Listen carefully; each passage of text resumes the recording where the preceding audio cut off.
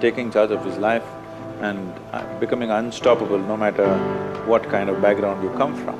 You do not worship Ambedkar, but you emulate his life. That no matter what society sets for you, you are unstoppable.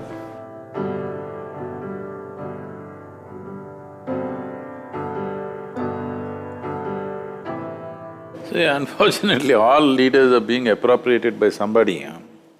If you say Sardar Patel, Congress will say he was a congressman, why are you talking about him? If you say Ambedkar, they say he was a Dalit, why are you talking about him? All the people who worked for this nation, their being inspiration for everybody in this country is important, somehow.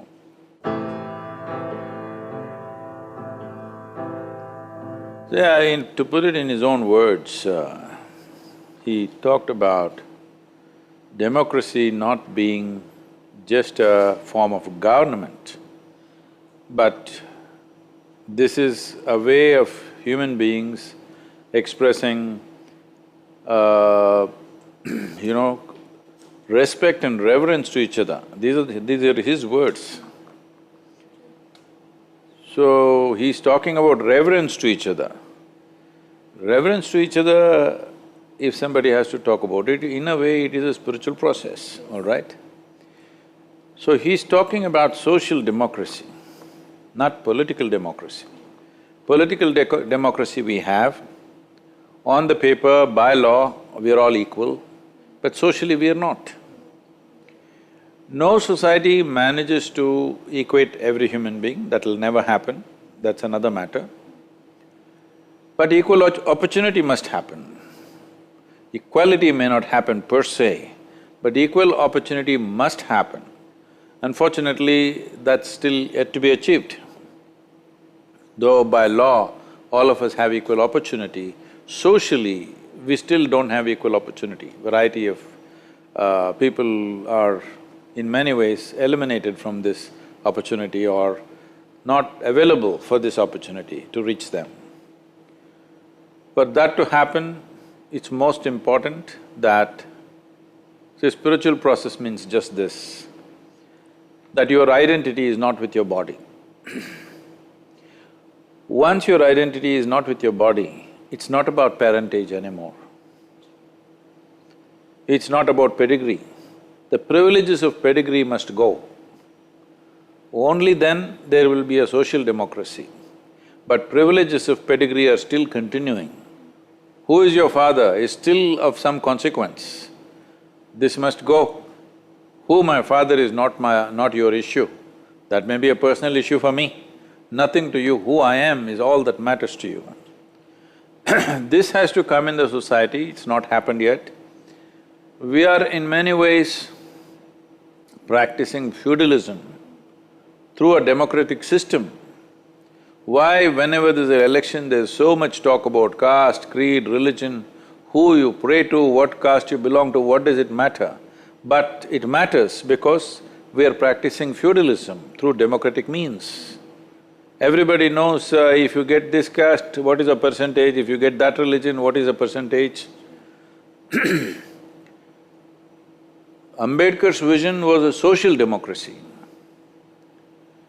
not just political democracy, because political democracy, any democracy for that matter, is an endless debate and a confusion. It is worthwhile only when we achieve social democracy. Only political democracy is actually an impediment in many ways. Well, we don't get there straight away, we have to have political democracy first and then reach out to social democracy, that's what we are doing. But after 70 years, I would say we're going a bit slow. So you are a man, you are a woman, you are this, you are that, what caste, what creed, doesn't matter, that's what he's trying to bring about. Unfortunately, still Dalits have equal rights by law, but socially we have not achieved it. Still the same level of discrimination is happening. The poignant story that he talks about in his life when he was 9 years of age, when he traveled from a village to go to some place where his father was working, near Pune or wherever. This 9-year-old boy and his rest of his family traveling, when they got off in the railway station, they were not allowed to stay in the waiting room. No bullock cart was willing to take them to the destination. And after much haggling, some bullock cart wala decided to take it, but he puts them on the bullock cart and prefers to walk, because he does not want to sit on the bullock cart along with these people, because at that time it is believed that you will be polluted by their contact. Unfortunately, the same reality continues in rural India, if not to the same extent, but it continues. Still this idea another human being's touch could pollute you, or even their shadow falling upon you could pollute you, unfortunately continues to this day. As a generation of people, we must put an end to this now, because the very idea of India as a republic will fail if we do not fix this.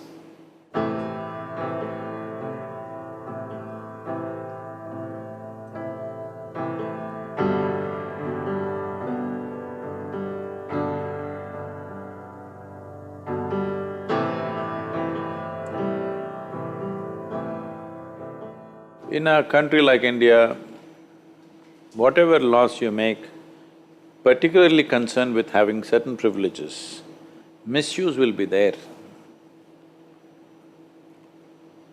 We have to weigh between use and misuse.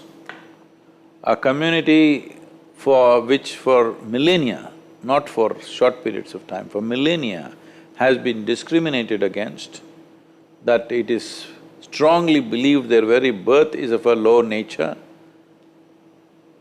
If you don't bring them up with some privileges so that they come level someday, it would be very unfair. Just because today somebody is getting some reservation and you think it is not fair because you didn't get into your college or whatever, I understand the angst that is there. We need to understand that's because of we have too much population for whatever infrastructure or education or the facilities we try to create. But reservation in many ways, as I have seen, particularly in the south, maybe it's not been very well used in the north, but in the south, a whole generation of people from those communities, Dalit community, have gotten well educated, gotten well placed, mainly because of reservation. Now resentment will come on various levels. So this is a little adjustment with reservations may have to be done as time goes by. See, for example, you can give admission to somebody, but you can't pass him because he belongs to a certain caste, then you're bringing down the competence levels in the country. They must be given opportunity and they must be given extra coaching to make up for whatever loss they've had due to lack of proper schooling. But we should not compromise on competence. And similarly for jobs, they must have reservations so that they can enter the job situation, but promotions must come only with competence. This adjustment needs to happen, but as we said, in a democratic process, there is always… after all, an election has to be won. Nobody dares ever to talk about any change, whether positive or negative, which concerns, because anything that concerns a particular community becomes a volatile election winning or losing kind of thing. I strongly feel that reservations in the present level of development, where the Dalits are in this country, they still need it. But if a distinction is made between urban Dalits and rural Dalits, because the maximum discrimination and disadvantage happens in rural India, they must be given far more advantage than those who are already living in urban societies. It can also be made like this: first generation to get out of that social pit that unfortunately has been dug for them, They must be given reservation. Second generation, it must drop a little bit, third generation should be out of it. But for rural Dalits, it is very, very essential. There is no way out of that right now, because the discrimination is so cruel. So we should not underestimate this and think, oh, they are getting all unfair advantage, you must take off the reservation. No. Such people should expose themselves to the rural situations in this country, how discriminatory it is. Horribly discriminatory it is. They cannot even enter your house from the main door, they have to come from the back door. That is not acceptable for any human being. They can't drink tea in a local tea shop. That is not acceptable, all right?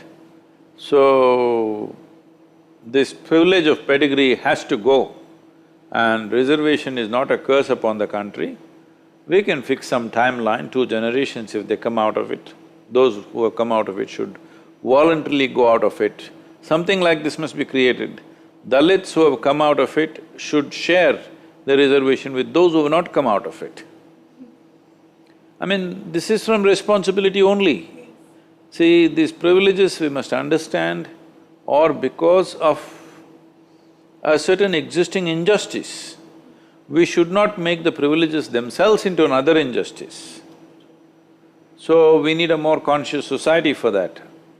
We should stop looking at people as this community, that community, because all of us have only one vote.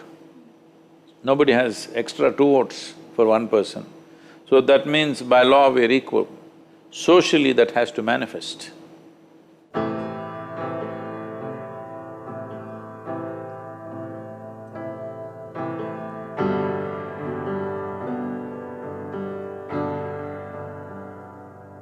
See, Ambedkar is a stellar example of taking charge of one's own life. From the type of background that he came, the intellectual brilliance that he displayed, is an inspiration for any generation. So social disadvantages did not put him down. Whether he spoke about it much or not is not the point. That's his life, taking charge of his life and becoming unstoppable no matter what kind of background you come from. But expecting every human being to do what he did is not fair. You have to facilitate something for them. It's utter shame. Personally, I feel ashamed that even today, though we are active in so many hundreds of villages, we are still not able to change that. I've made efforts and seen, all you will create is conflict. It'll explode. So, I feel for the Dalit community, education, education, education. Economic success must happen because of education, and they must move out of those communities. That is when it will change. Or it has to be only generational change. In this generation, if it has to change, they must get all highly educated and move out of those village communities where no matter what, they're put to a disadvantage. It's a very debilitating level of discrimination.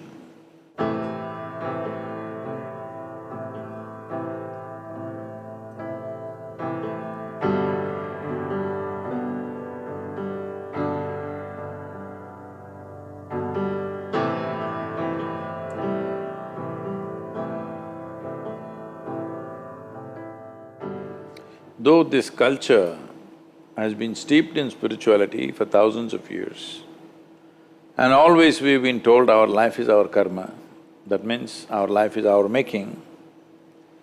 In spite of that, in the last few hundred years, we have become such a helpless lot.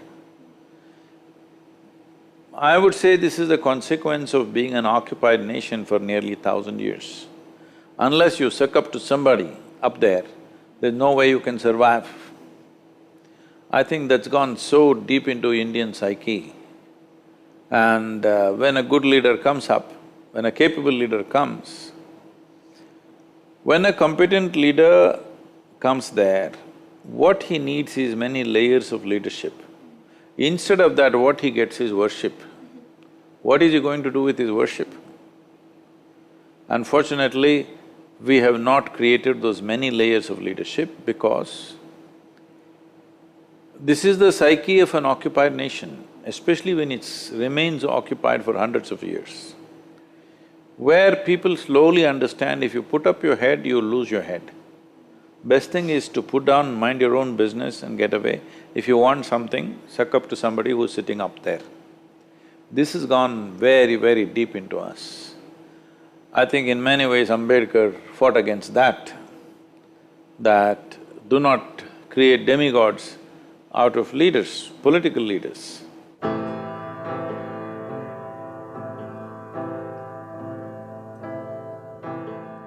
So one thing you should do with Ambedkar is, you do not worship Ambedkar, but you emulate his life.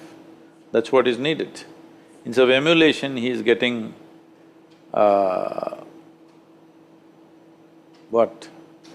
Worship. No, you need to emulate his life. But no matter what society sets for you, you are unstoppable. You have taken charge of your life. That's what we need to demonstrate.